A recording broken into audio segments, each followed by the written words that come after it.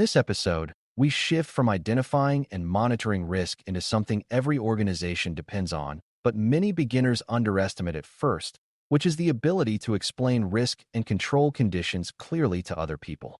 A company can have strong analysts, strong controls, and strong intentions, yet still make poor decisions if leaders do not receive information in a form they can understand and use. That is why reporting techniques matter so much for someone studying certified in risk and information systems control. CRISC. Heatmaps, scorecards, and dashboards are not just presentation tools for making reports look polished. They are different ways of translating complex conditions into something a board member, executive, manager, or operational team can absorb quickly enough to take action. For a new learner, the easiest way to understand this topic is to see reporting as the bridge between raw risk information and real-world decision-making, where the goal is not decoration but clarity, direction, and accountable follow-through. Before we continue, a quick note. This audio course is a companion to our course companion books. The first book is about the exam and provides detailed information on how to pass it best. The second book is a Kindle-only ebook that contains 1,000 flashcards that can be used on your mobile device or Kindle. Check them both out at cyberauthor.me in the Bare Metal Study Guide series. Risk and control reporting is the process of turning observations, measurements, test results, issue status, and business context into a picture that helps the organization decide what matters now. That picture should not be the same for every audience, because not everyone needs the same depth or level of detail. Senior leaders often need a concise view of exposure, trend, and business impact, while operational teams may need more granular visibility into tasks, overdue items, exceptions, and changing control conditions. This matters because one of the most common reporting failures is sending the same dense information to everyone and assuming that more detail automatically means better communication. In practice, the opposite is often true. When people receive too much undigested data, they may miss the few signals that truly deserve attention. Good reporting, therefore, begins with a simple question. Who needs this information? What decisions are they expected to make from it? And how can the information be shaped so those decisions become easier instead of harder? A strong report does more than display data. It helps the audience understand whether conditions are stable, improving, or moving in a dangerous direction, and it gives enough context for that audience to know what the information means. That means good reporting is relevant, timely, consistent, and connected to business impact. A report filled with numbers, but no interpretation may look impressive while leaving leaders unsure what they are supposed to care about. On the other hand, a report that tells a clear story about rising third-party issues, overdue remediation in a critical process, or control performance slipping in a regulated environment is much more likely to drive action. For beginners, this is one of the most important lessons in the topic. Reporting is not a neutral dump of facts onto a page. It is a decision support activity. The question is never just what information exists. The real question is what information helps people understand current exposure, compare it to expectations, and decide whether some form of escalation, attention, or correction is needed. A heat map is one of the most familiar risk reporting tools because it gives a fast visual impression of where the biggest concerns appear to be. In its simplest form, a heat map places risks on a grid based on dimensions such as likelihood and impact, or sometimes inherent risk and residual risk depending on the reporting purpose. The result is a picture that helps the audience see concentration, relative severity, and which areas appear to deserve the most attention. For a beginner, the appeal of a heat map is easy to understand. A large list of risks can be difficult to absorb, but a visual cluster in the high-impact, high-likelihood area immediately tells a leader that these are not minor issues sitting quietly in the background. Heat maps are useful because they simplify a complex portfolio into something that can support prioritization and conversation. They work especially well for executives and boards that need a broad view rather than deep operational detail, and they help turn a long risk inventory into a clearer picture of exposure. Even though heat maps are useful, they also have important limits that beginners should understand early. A heat map can create a strong visual impression, but that impression may hide a great deal of subjectivity.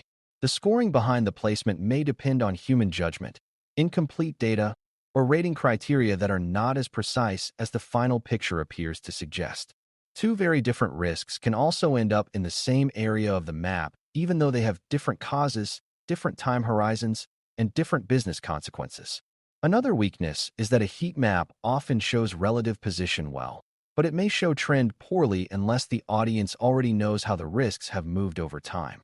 For that reason, a heat map should usually be treated as a conversation starter rather than as complete proof. It helps leaders see where to focus, but it does not automatically explain why a risk is there, what controls affect it, how quickly it is changing, or what action is needed next. That deeper meaning has to come from supporting context. A scorecard is different because it usually focuses less on broad risk placement and more on performance against defined expectations, targets, or thresholds. In a risk and control environment, a scorecard may show whether key reviews were completed on time, whether critical issues were remediated within agreed windows, whether exception volumes are rising, whether vendor obligations are being met, or whether important controls are performing within acceptable ranges. For a beginner, a scorecard is easiest to picture as a disciplined way of answering whether the organization is doing what it said it would do. Instead of asking only which risks seem large, the scorecard asks whether important activities and outcomes are staying on track. This makes scorecards especially helpful for managers, process owners, and governance groups that need accountability over time.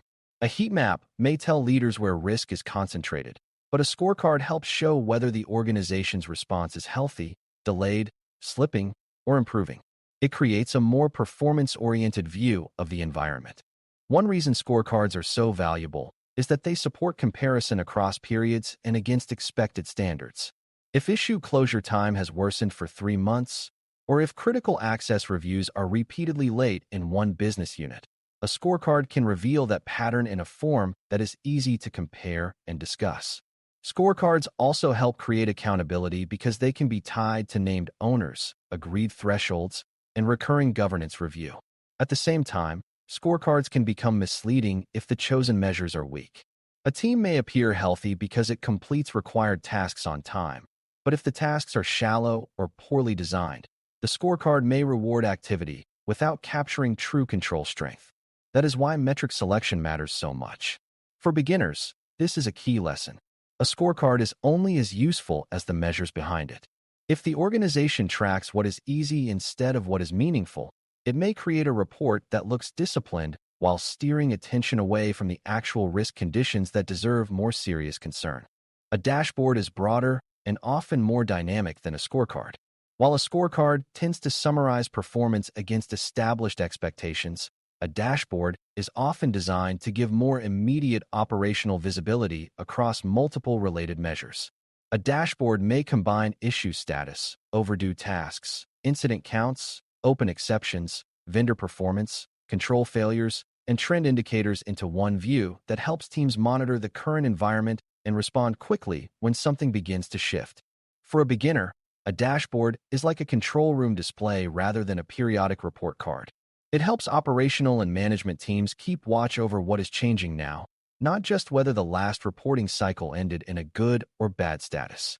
Dashboards are especially useful when the environment moves quickly, when leaders need near-current awareness, or when multiple data sources need to be watched together. They are often the most practical way to support day-to-day oversight, provided the information is current, relevant, and presented with enough discipline that people can still see what matters. The danger with dashboards is that they can easily become too crowded, too technical, or too noisy to be truly useful. When every available data point is turned into a chart, the result may look sophisticated while actually making decision-making harder. Users may become numb to constant color, movement, or alert volume and miss the specific changes that require real attention.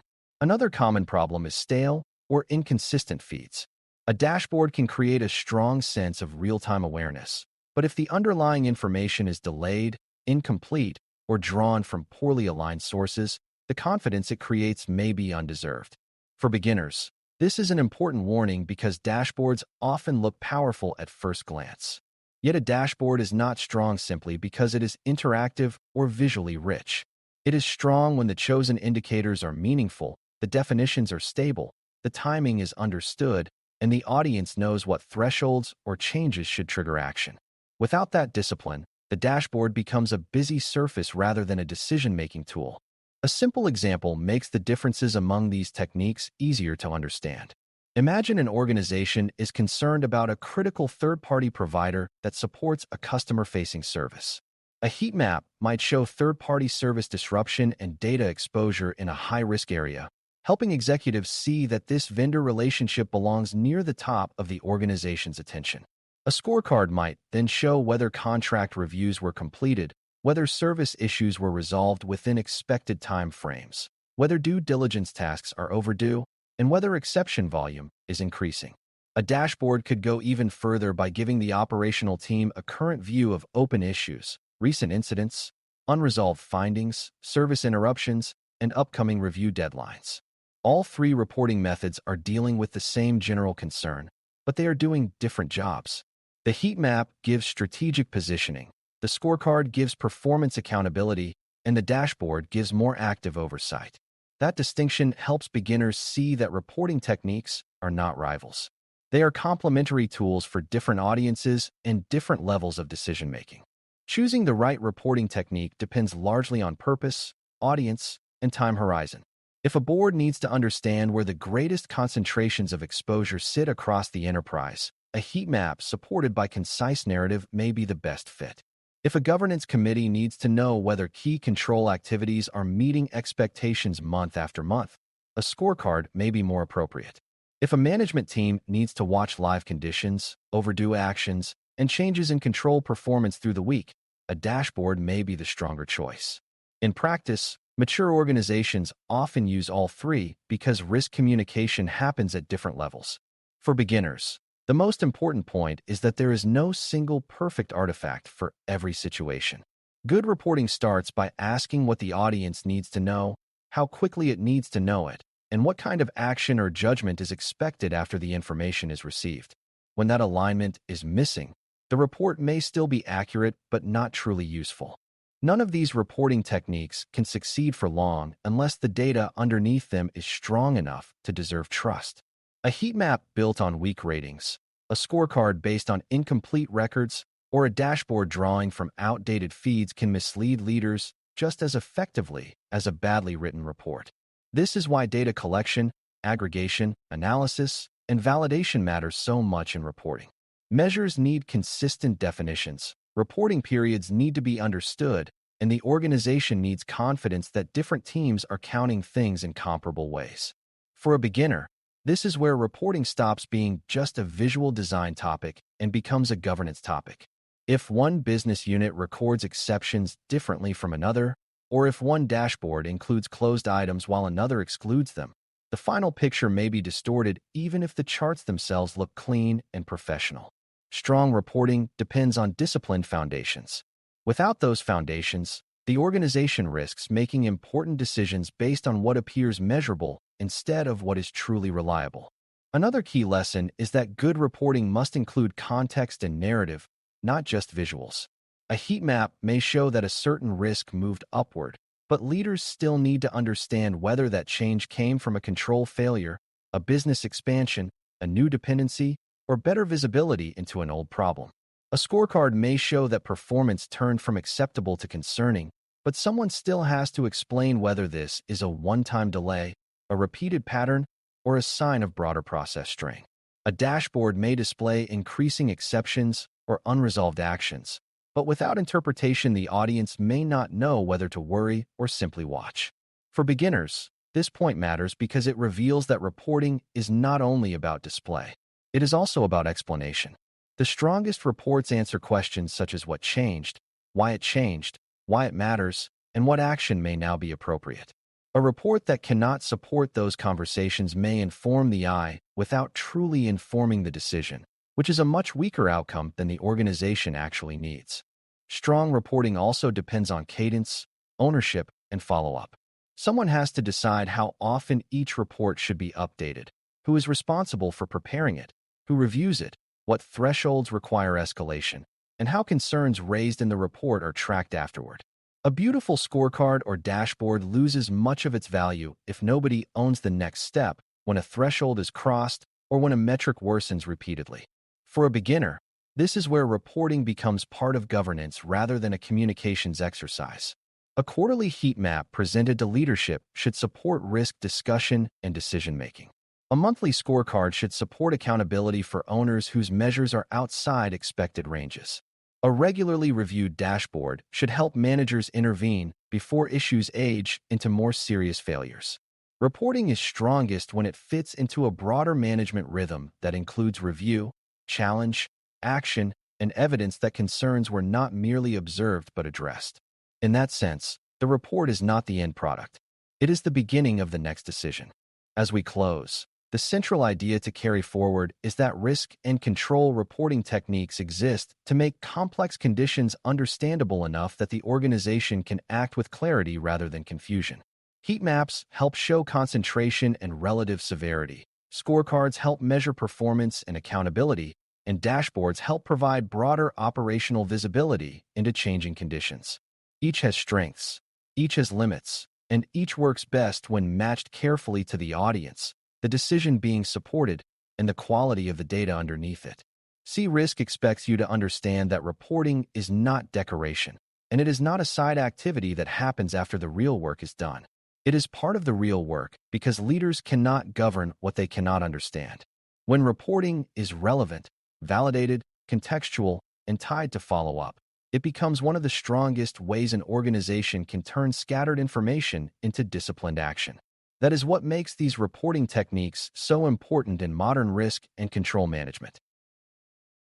Thanks for listening. For more audio courses, daily newsletters, and more, please visit baremetalcyber.com.